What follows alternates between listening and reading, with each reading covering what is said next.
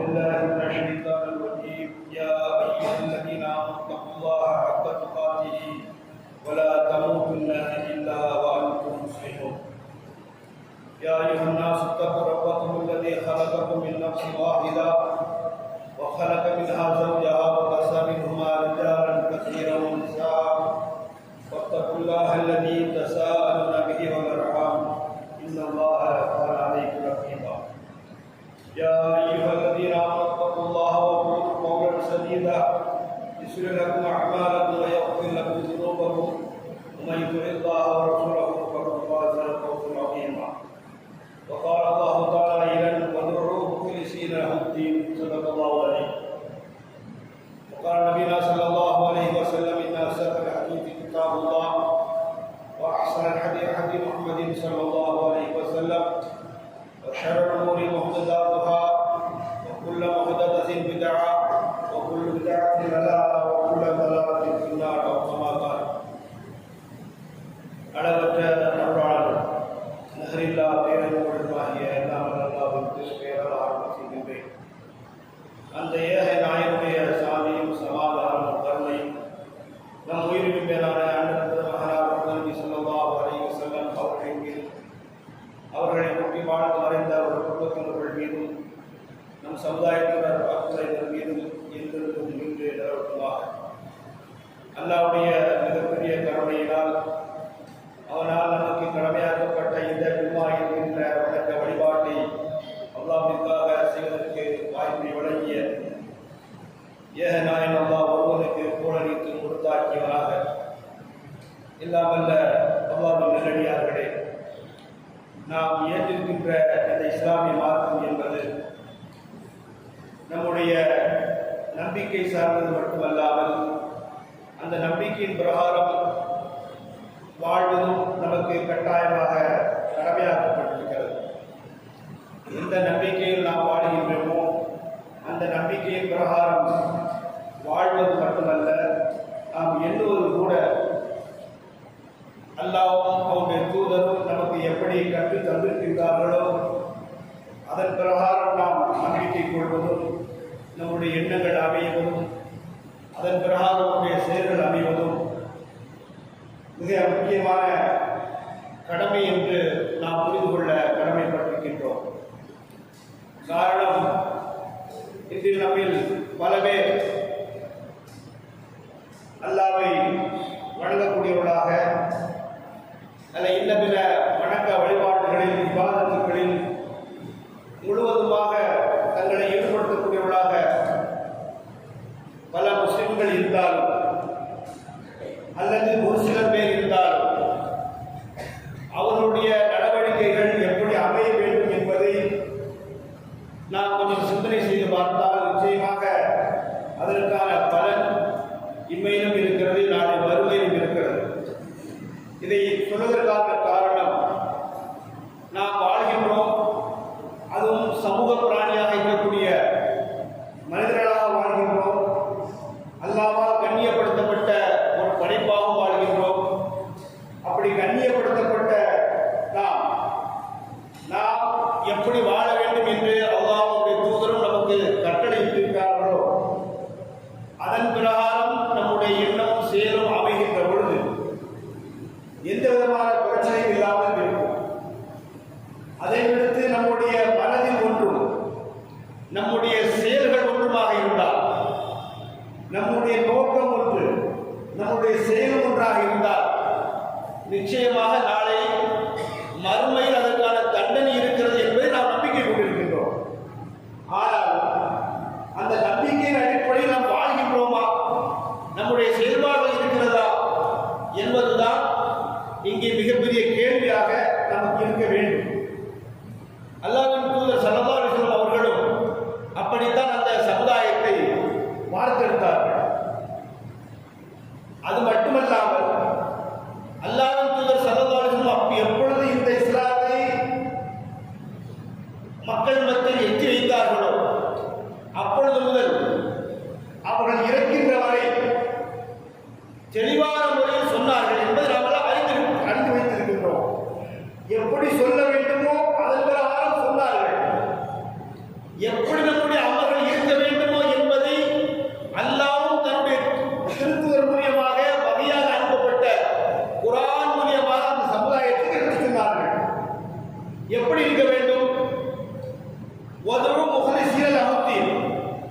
முஹ்லிஸீன் என்று நாம் சொல்கின்ற பொழுது நாம் எல்லோருக்கும் தெரிந்த ஒரு வார்த்தை, இஹ்லாஸாக இருக்க வேண்டும், மன தூய்மையாக இருக்க வேண்டும் என்று நாம் எல்லோரும் அறிந்து வைத்திருக்கின்றோம். அநேகர் எல்லோரும் என்பதை விட அநேகர் அறிந்து வைத்திருக்கின்றோம். இந்த பயானை தொடர்ச்சியாக கேட்கக்கூடியவர்கள் யாரெல்லாம் இந்த பயானை இன்னைக்கு 1-2 வார்த்தைகளாவது, 1-2 செய்திகளாவது, நாம் மறந்து போன செய்திகளாவது நமக்கு ஞாபகப்படுத்த மாட்டார்களா என்று எண்ணக்கூடியவர்கள் கூட இந்த முஹ்லிஸீன் வார்த்தைக்கு இஹ்லாஸ் என்கின்ற இந்த பொருளுக்கு என்ன பொருள், என்ற வார்த்தைக்கு என்ன பொருள் என்பதை தெரிந்து வைத்திருக்கின்றோம். ஆனால் அந்த தெரிந்ததை நாம் நடைமுறைப்படுத்துகின்றோமா? என்ன அல்லாஹ் தஆலா அந்த சூரத்துல் அராஃப்ல 7வது அத்தியாயம் 29வது வசனத்துல அல்லாஹ் என்ன சொல்றான்? நீங்கள் அல்லாஹ்விற்காக இந்த மார்க்கத்தை களப்பற்றதாக ஆக்கி அவனே நீங்கள் பிரார்த்தனை செய்யுங்கள். இந்த மார்க்கத்திற்காக உள தூய்மையுடன் அல்லாஹ்விற்காக மார்க்கத்திற்காக என்ன செய்யணுமா? அல்லாஹ்வை நீங்கள் பிரார்த்தனை செய்யுங்கள் என்று அல்லாஹ் தஆலா சொல்கிறார். இப்படி எல்லா வணக்கங்களுக்கும் அல்லாஹ் தஆலா சொல்லத்தான் செய்கின்றார்.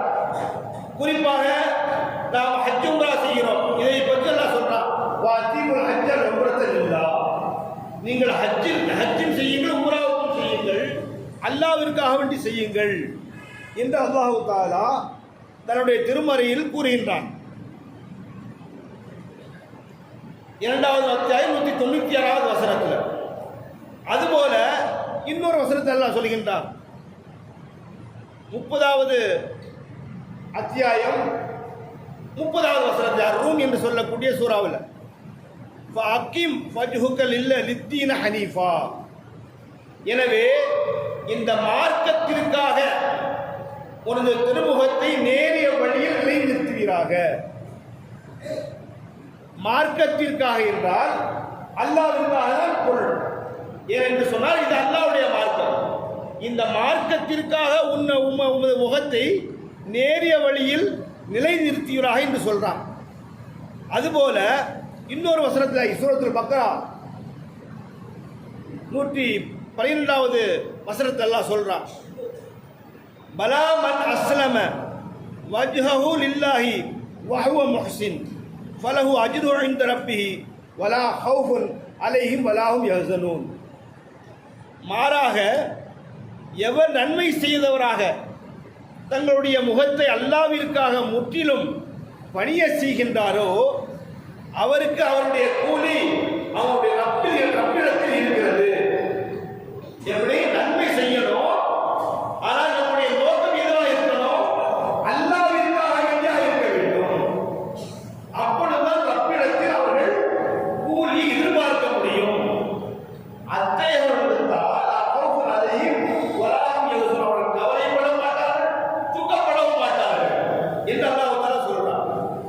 அதுபோல நம்ம எந்த ஒரு இபாதத்தை செய்யறாரோ அது அல்லாஹ்விற்காக இருக்க வேண்டும், இஹ்லாஸான முறையில் இருக்க வேண்டும் என்று நம்முடைய மார்க்கம் நமக்கு கட்டளையிடுகிறது.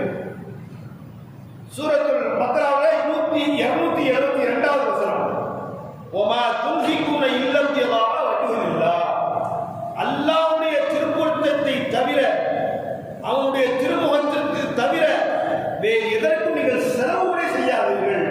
செலவு என்றால் தர்மம் தான். எந்த ஒரு செலவாக இருந்தாலும் நாம் வீண் வரையும் செய்யக்கூடாது என்று அல்லாஹ்வுடைய கட்டளை. இந்த வரவு மீறுதல் ஆயிடும் செலவு வீண் வரையும் செய்தால். அப்ப எந்த ஒரு செலவு செய்தாலும் நம்முடைய நோக்கம் எதுவாக இருக்க வேண்டும்? அல்லாஹ்விற்காக இருக்க வேண்டும் என்பதை அல்லாஹ் தஆலா இந்த வசனத்தின் மூலமாக சொல்கிறான். அதுபோல சூரத்துல் ரூம் 30வது அத்தியாயம் 38வது வசனத்தில் அல்லாஹ் சொல்றான், ஃபஆத்திதில் குர்பா, உறவினர்களுக்கும் கொடுங்கள், ஹக்கஹு, அவருடைய உரிமையை நீங்கள் கொடுங்கள், வல் மிஸ்கீன, ஏழைகளுக்கும், வபினி சபீல, நாடோடிகளுக்கும் அவர்களுடைய உரிமையை நீங்கள் கொடுத்து விடுங்கள். ஸாலிக கைருல் லல்லதீன யுரீதுன வஜ்ஹலில்லாஹ், அல்லாஹ்வுடைய முகத்தை, அந்த திருப்தியை நாடுவோருக்கு இதுதான் சிறந்தது. உறவினருக்கு நம்ம கொடுத்து உதவணும், ஏழைகளுக்கும் கொடுத்து உதவணும், நாடோடிகளுக்கு முஸ்லிம்களுக்கும்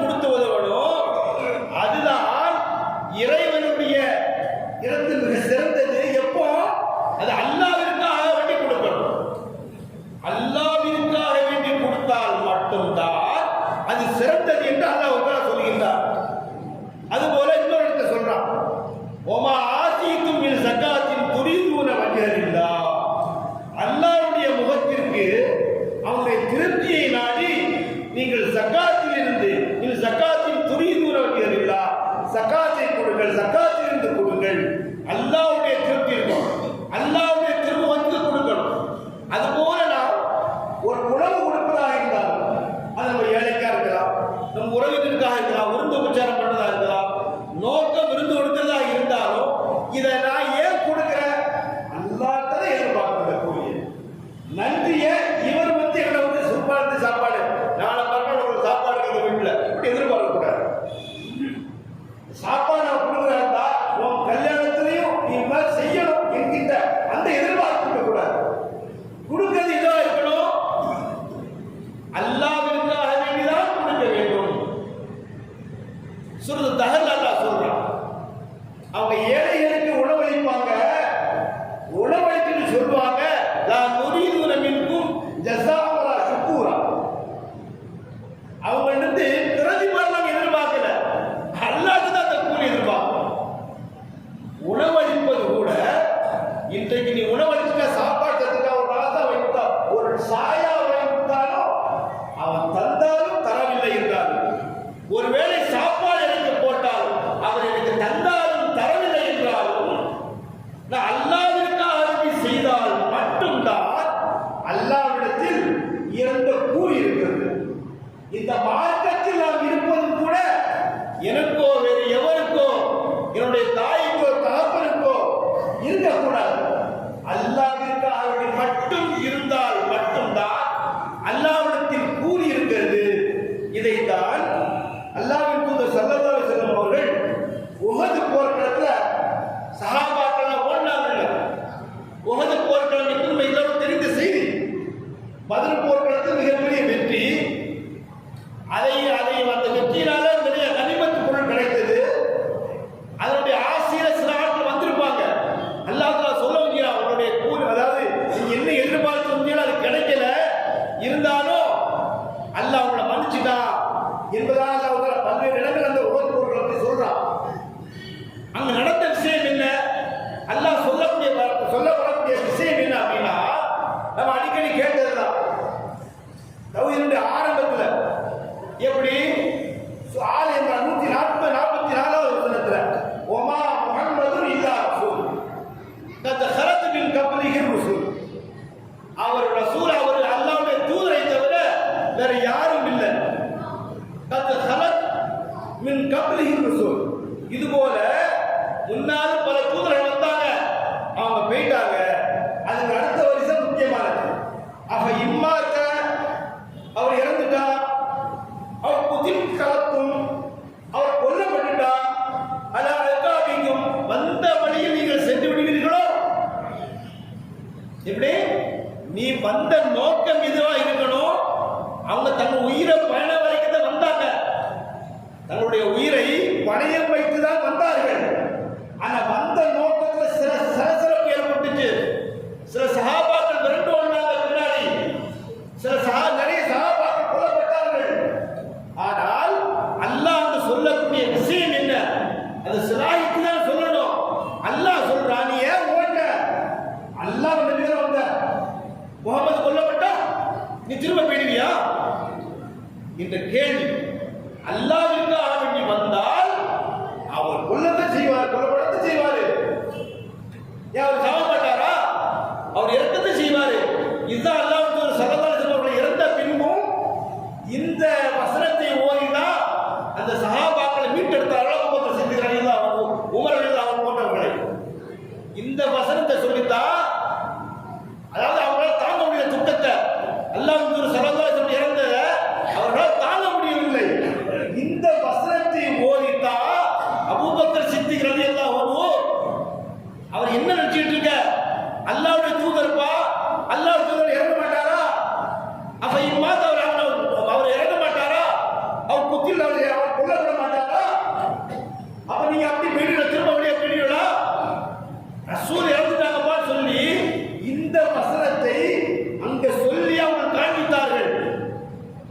வசனத்தின் மூலியமாக நம்ம என்ன விளங்குறோம்னா, எந்த ஒன்றாக இருந்தாலும் இந்த உலகத்தில் நாம் எந்த ஒரு வணக்க வழிபாடாக இருக்கலாம், தொழுகையாக இருக்கலாம், இன்ன ஸலாத் வ நுஸ்கி வ மஹ்யாய வ மமாத்தி லில்லாஹி ரப்பில் ஆலமீன்.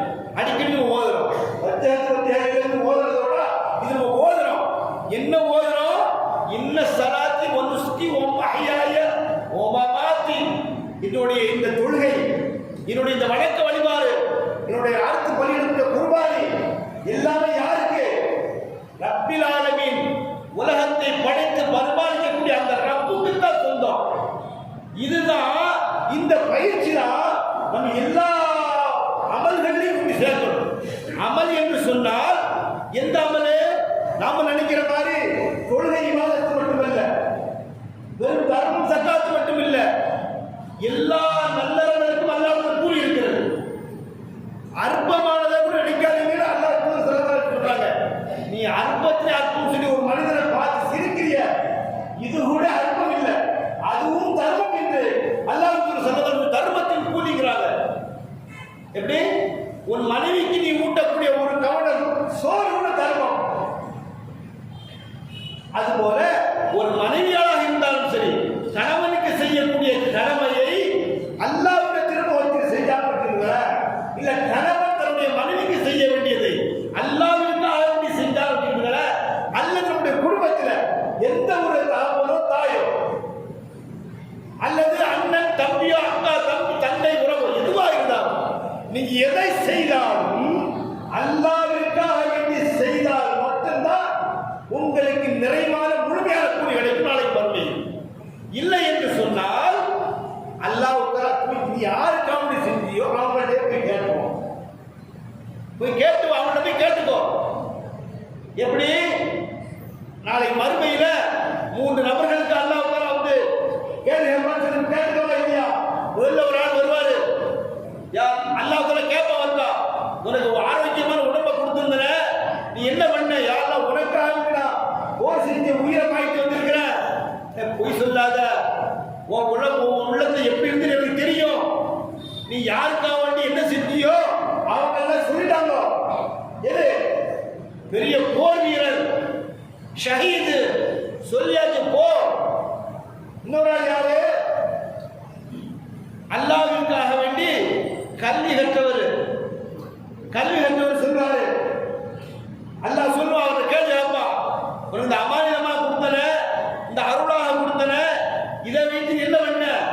யாரெல்லாம் மார்க்கத்துக்காக சொன்ன, ஜும்மா பயெல்லாம் பண்ண, எனக்கு கிடைச்ச அறிவுனா பண்ணுன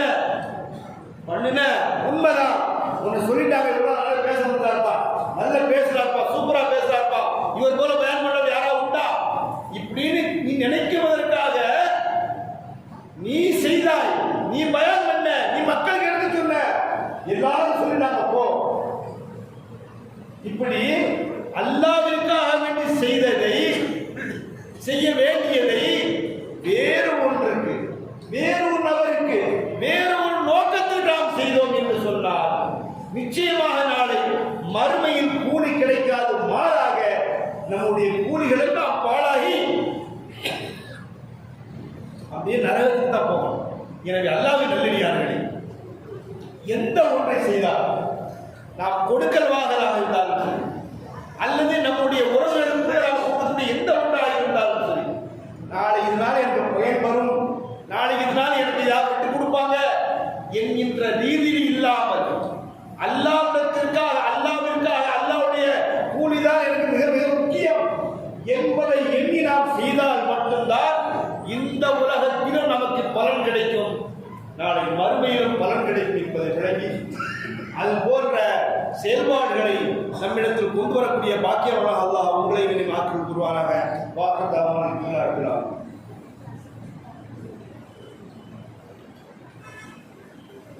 அல்ஹம்துலில்லாஹி ரப்பில் ஆலமீன் வல் ஆகிபத்து லில் முத்தகீன் வஸ்ஸலாத்து வஸ்ஸலாமு அலா நபியில் கரீம் வ அலா ஆலிஹி வ ஸஹ்பிஹி அஜ்மஈன். அல்லாஹும்ம ஸல்லி அலா முஹம்மதின் வ அலா ஆலி முஹம்மதின் கமா ஸல்லைத அலா இப்ராஹீம வ அலா ஆலி இப்ராஹீம இன்னக ஹமீதும் மஜீத். அல்லாஹ்வின் நல்லடியார்களே, நம்முடைய பிரார்த்தனைகள் கூட நாம் ஏற்க வேண்டும். நம்முடைய தேவைகள் நிச்சயமாக மனிதராக இருக்கக்கூடியவர்கள் எல்லோரும், ஆதமுடைய மக்களாக இருக்கக்கூடியவர்கள் அத்தனை பேரும் தேவையுடையவர்கள். தேவையில்லாத அல்லாஹ் மட்டும்தான். நம்முடைய தேவைகளை அல்லாஹ்விடத்தில் முக்லிஸாக இஹ்லாஸாக கேட்க வேண்டும். கேட்டால் அல்லாஹ் கொடுப்பதற்கு தயாராக இருக்கிறார்.